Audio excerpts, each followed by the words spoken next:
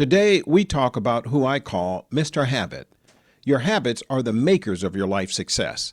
They can help you win or lose. Mr. Habit does not favor anyone. He doesn't care if you're rich, poor, tall, short, kid, or adult, man or woman. He is who he is. His total job is to make sure you repeat what it is you've been giving him instructions to do. Let me explain the formula. A habit is a direct result of a repeated action or instructions that you give yourself over and over, which creates the habit. Mr. Habit uses these instructions to guide you to or away from your goals on a daily basis, and again, based on the fuel called actions that you continue to feed him. Your habits are always hungry, and they require a constant fuel throughout the day to move you along your way, either in a good way or a wrong way. Some habits have been formed long before you were aware of the control they had over you, from your parents, friends, your upbringing, media, and from your own decisions of the actions you've created to start your new habits. And yes, your habits are the backbone to your personality, to which you will become. A concrete company arrived at the job site to pour a cement load. This concrete company was hired by the owners and told the framing would be ready when they arrived. When the concrete company arrived, one of the foremen noticed that the framing for the foundation to be poured into was not perfectly squared, and it was supposed to be.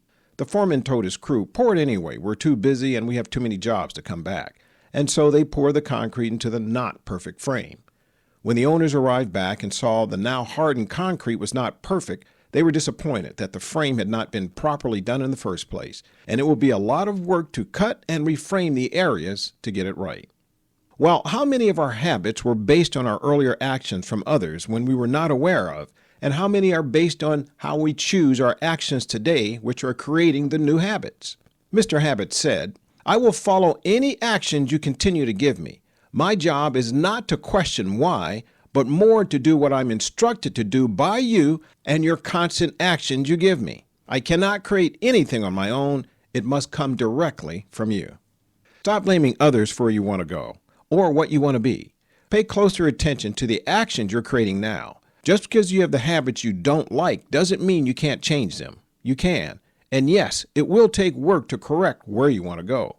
Good habits, like bad habits, are formed by actions. This is no secret, and yet many of us want to say we have no control, but we do.